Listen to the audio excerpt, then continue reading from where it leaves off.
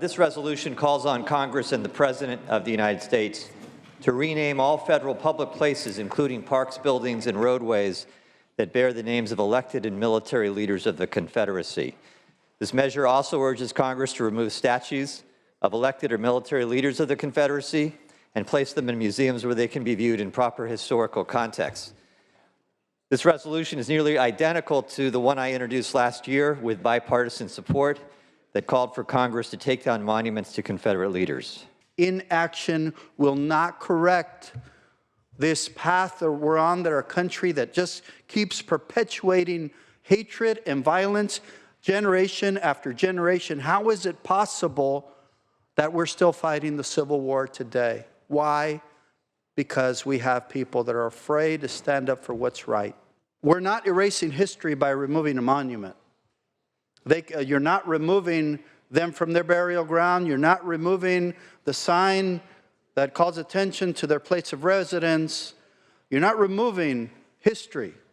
What you're saying is remove a monument that elevates them in our society and holds them high and says these were individuals that had higher moral values, because they didn't. This isn't just about history and statues and memorials and naming.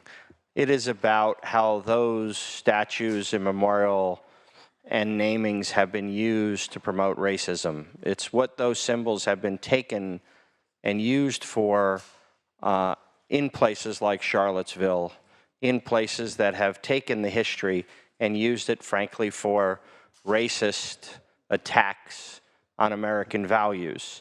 Colleagues, I have a confession. My great-grandfather was a traitor. As difficult as it is for me to say. He actually was a foot soldier in the Confederate Army of the Confederate States.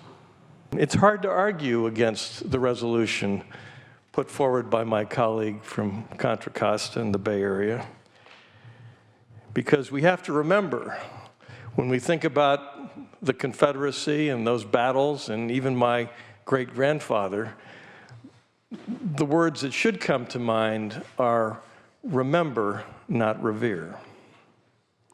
Remember, not revere. It's important to recognize that over 80% of the Confederate statues, namings of buildings, etc., didn't occur immediately after the Civil War. No. They were erected between 1898 and 1922. Why is that period in our history relevant, you may ask? Well, that was the period in time when we experienced the deconstruction of Reconstruction. That was the period in time when Jim Crow laws became fashionable. And so as we talk about whether or not these statues truly commemorate the Civil War and the activities that took place then, understand that the namings didn't occur immediately after the war, was lost by the Confederate States of America. They came at interesting, critical, pivotal times in our history. And so as we talk about history, just understand the period in time when they were erected and what that signifies for a significant portion of our community. To have federal buildings, to have actual federal statues with the signs of the Confederacy, quite frankly, is unacceptable. His intent in this resolution is not to correct all of history's inadequacies, but rather just to correct the revering of the Confederate leaders. And so I will support this resolution. I want to commend the senator for introducing SJR14 and the intent of this resolution. To removing of these monuments who are not paying tribute to great Americans, but paying tribute to racists and bigots and slave owners in this country.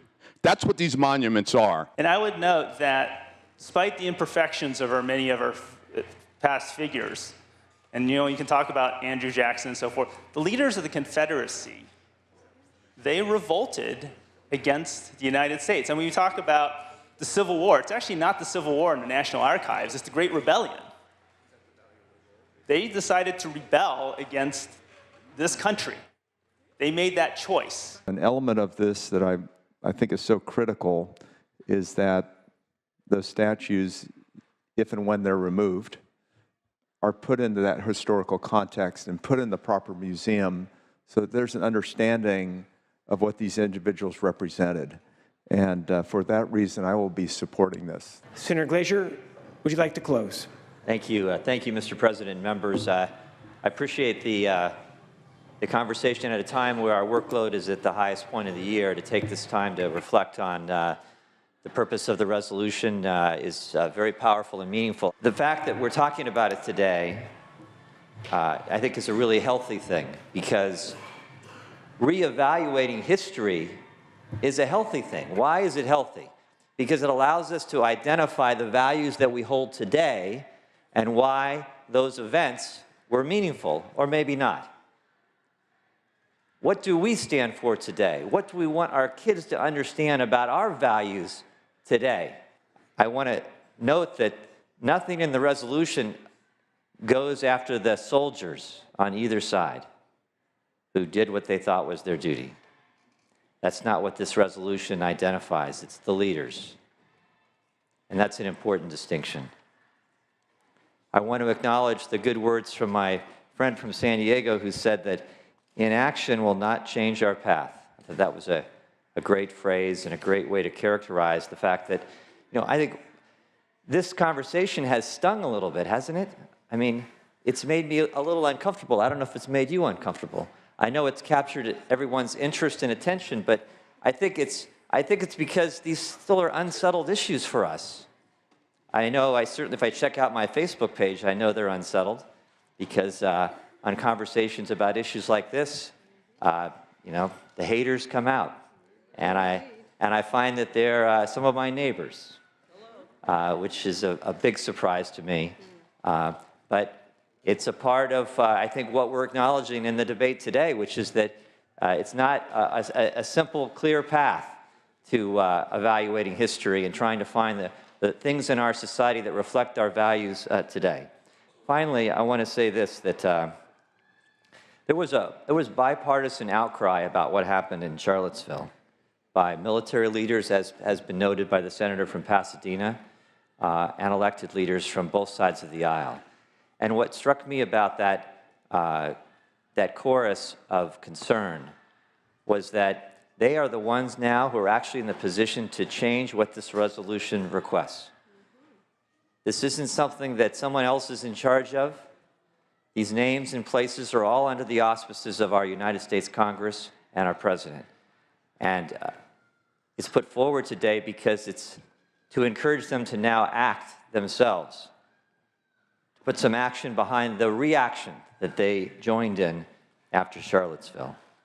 I appreciate the reflections from my colleague from the Inland Empire, talked about his family's history and legacy, and I know how difficult that was. And let me close by quoting him. It's a time to remember, not reveal. That's all this resolution attempts to do. And to implore our national leaders to remember but not revere a very dark chapter in our past. And with that, members, I ask for your aye vote on SJR14. Members, ayes 36, no 0. The resolution is adopted.